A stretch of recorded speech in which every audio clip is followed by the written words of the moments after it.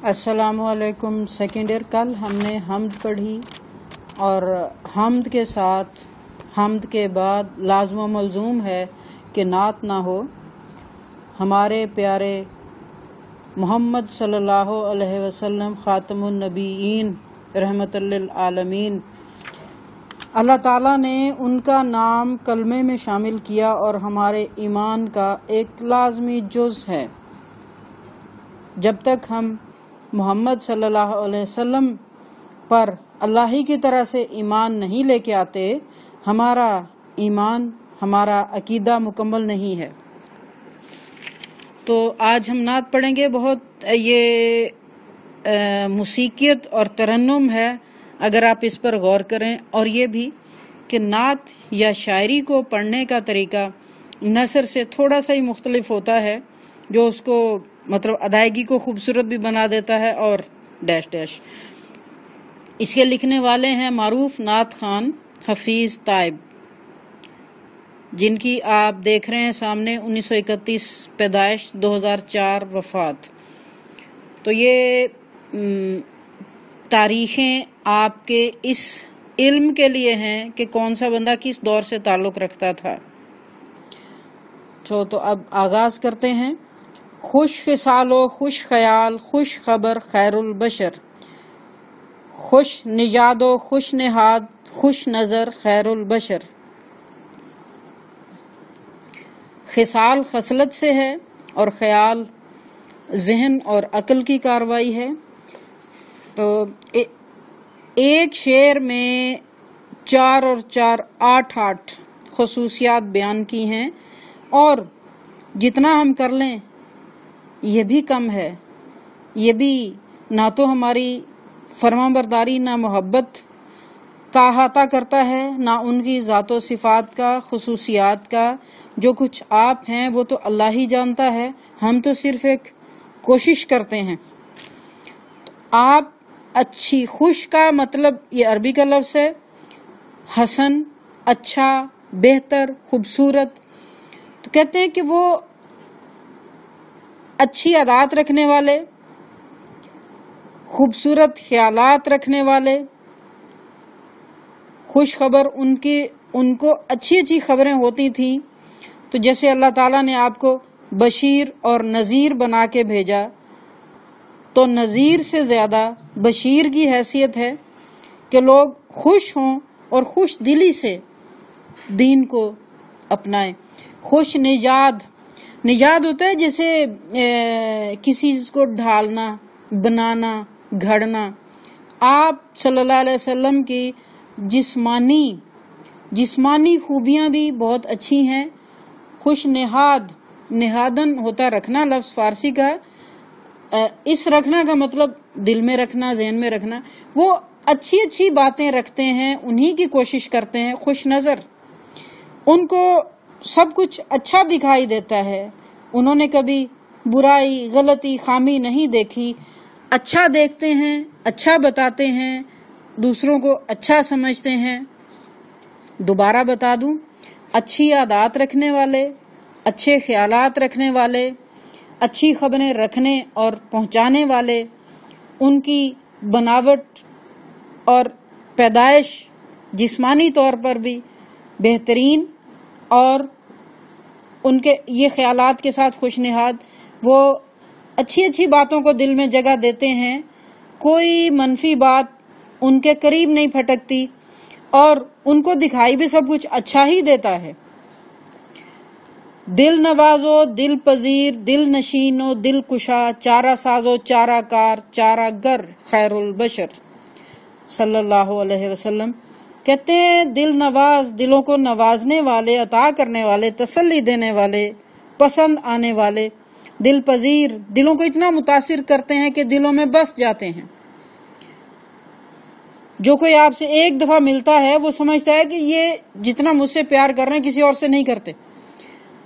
دل پذیر کا تقریباً مترادف ہے دل نشیں، جو دل میں بیٹھ جاتے ہیں، دل پر قبضہ کر لیتے ہیں، کسی اور کے لیے ان کے ہوتے جگہ نہیں رہتی.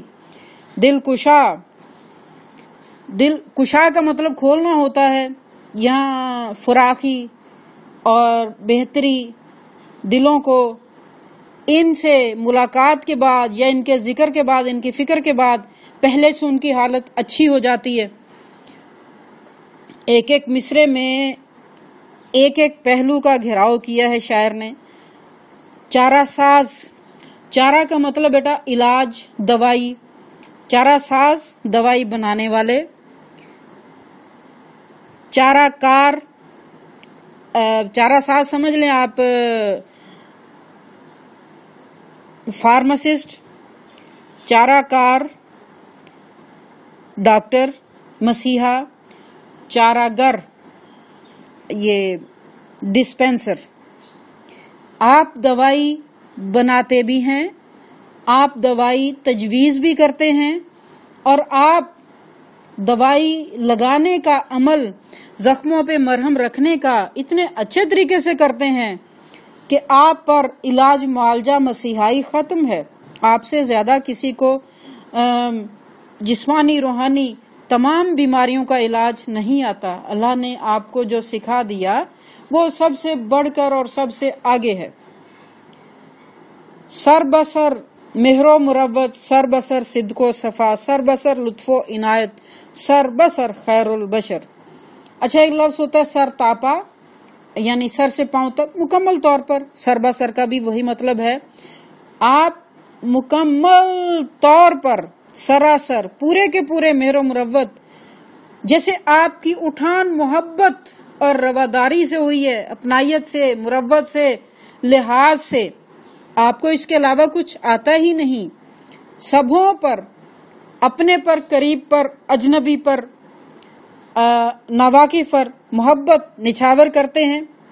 سر بسر صدق و صفا، آپ کی سچائی، آپ کی صفائی قلب، اللہ تعالیٰ نے انسانوں سے کیا انبیاء سے بھی زیادہ آپ کو کیا کہنا چاہیے کہ تکمیل دی۔ دنیا میں مخلوق میں کسی میں تکمیل نہیں ہے، لیکن پہلی بات تو یہ کہ انبیاء معصوم ہوتے ہیں خطا اور غلطی سے، جسمانی طور پر بھی اور کردار میں بھی، اور انبیاء میں سے اللہ تعالیٰ نے چونکہ محمد صلی اللہ علیہ وسلم کو آخری نبی بنا کر سب سے زیادہ رتبہ دیا۔ جب آپ پر وحی نازل ہوئی اور اس کے بعد جب آپ معراج پر گئے، یہ زندگی میں کوئی نہیں جا سکتا، یہ صرف آپ کی خصوصیت ہے، اور آپ کے ساتھ یعنی جبریل علیہ السلام نے آپ کے دل کو باقاعدہ ایک آپریشن کی طرح سے جسم سے نکالا، دھویا، صاف کیا۔ ہم ان کی کیفیت تصور نہیں کر سکتے کہ وہ اس دل میں کیا تبدیلی لائی گئی، اور یہ ہوا تھا۔ تو سچائی، پاکیزگی، صفائی، ہر قسم کا حق آپ کے لیے ہے، آپ سے زیادہ کسی اور کے پاس نہیں ہے۔ سر بسر لطف و عنایت، یہ اسی کا مترادف ہے مہر و مروت کا، کہ آپ ہر کسی کے ساتھ فضل و کرم کرنے والے، ہر کسی کے ساتھ لطف و مہربانی کرنے والے، اور آپ سب سے زیادہ یہی کرتے تھے، ہر کسی کے ساتھ کرتے تھے۔ آپ کو اس کے علاوہ کسی نے کبھی نہیں دیکھا کہ آپ مہربان نہ ہوں، اور اللہ تعالیٰ نے آپ کو لقب دیا رحمت للعالمین، دو جہانوں کے لیے، صرف دنیا نہیں آخرت کے لیے بھی آپ کو رحمت بنا کر بھیجا گیا۔ اور جو اس میں اہم ترین ہر شعر کا آخری لفظ مصرے کا خیر البشر، آپ بندوں میں سے، بنی نوع انسان میں سے، مردوں میں سے، سب میں سے بہترین ہیں، آگے ہیں، صاحب خلق عظیم، صاحب لطف عمیم، صاحب حق، صاحب شکوک قمر، خیر البشر۔ خلق عظیم، آپ کے اخلاق کی قرآن نے گواہی دی، عائشہ بھی یہی کہتی ہیں، اور آپ لطف عمیم، جیسے آپ کو کل بھی بتایا، بارش، ہوا، دھوپ، روشنی، یہ سب کسی میں فرق نہیں کرتے کہ کسی کو کم ملے اور کسی کو زیادہ ملے، سب کے لیے یکساں ہوتے ہیں۔ تو امیم اس مہربانی کو کہتے ہیں جس میں کسی قسم کا امتیاز اور فرق نہ کیا جائے. تو آپ سب لوگوں کے ساتھ، تمام مخلوقات کے ساتھ آپ کا یکساں رویہ، مہر و مروت کا، لطف و عنایت کا، اور آپ کے اخلاق تو سب سے عظیم سے زیادہ ہمارے پاس لفظ نہیں ہے، ہو تو وہی کہنا چاہیے. آپ کے اخلاق عظیم، عام لوگوں سے بہت آگے کی بات ہے. ہم نے کرنا کیا، ہم اس کو سمجھ بھی نہیں سکتے. اور پیچھے ہم نے پڑھا صدق و صفا، صاحب حق. عربی میں، قرآن میں حق کو بہت سارے معنی میں استعمال کیا گیا بیک وقت. دین کو بھی حق کہتے ہیں، سچائی کو بھی حق کہتے ہیں. آپ کی محمد صلی اللہ علیہ وسلم کی ذات بھی برحق. تمام منفی، باطل، جھوٹ اور ناحق کے خلاف حق ایک لفظ ہے جو اللہ تعالیٰ ثابت کر کے رہتا ہے، اور یہ بھی قرآن کی آیت ہے. تو کفار و مشرکین جب جب اعتراض کرتے تھے، معجزات کی طلب کرتے تھے، تو ایک دفعہ اللہ تعالیٰ نے آپ کو یہ معجزہ ان کے مطالبے پر دیا کہ چاند کو 2 ٹکڑے کر کے دکھا دو. تو یہ ہوا. انڈیا کی تاریخ فرشتہ میں ایک ریاست کے راجہ کے حوالے سے بیان ہے کہ میں نے ایک رات دیکھا. یہ عرب اور انڈیا کا فاصلہ دیکھیں، لیکن چاند تو اوپر ہے نا، پوری دنیا میں دکھائی دے رہا ہے. تو اس راجہ کے بیان کا حوالہ ہے کہ میں نے ایک رات دیکھا، چاند 2 ٹکڑے ہو گیا. ایک ٹکڑا پہاڑوں کے ایک طرف چلا گیا، ایک دوسری طرف چلا گیا. یعنی بعد میں کوئی یہ نہ کہہ دے کہ معجزہ نعوذ باللہ جھوٹ تھا.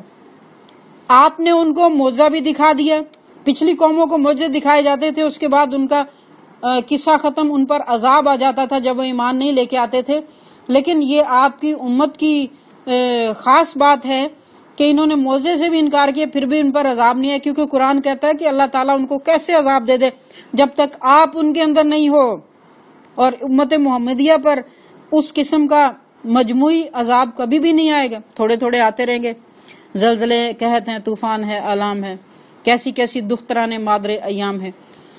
تو آپ کو اللہ تعالیٰ نے بہت سارے معجزے دیے، کوئی ایک آدھ نہیں تھا.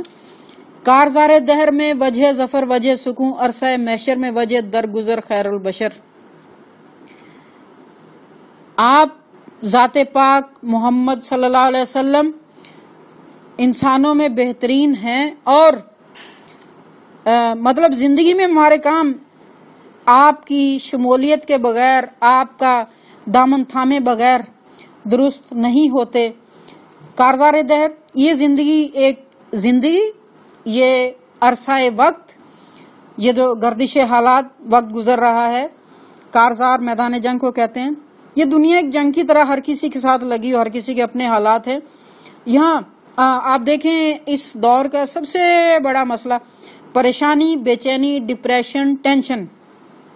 اس ٹینشن سے آپ صرف ٹینشن سے، حالت جنگ سے آپ باہر آ سکتے ہیں. آپ سکون، اطمینان حاصل کر سکتے ہیں. ایک تو اللہ کی آیت، اللہ کا ذکر ہے، قرآن کی آیت کہ سن لو، ذکر کے بغیر اطمینان نہیں ہے.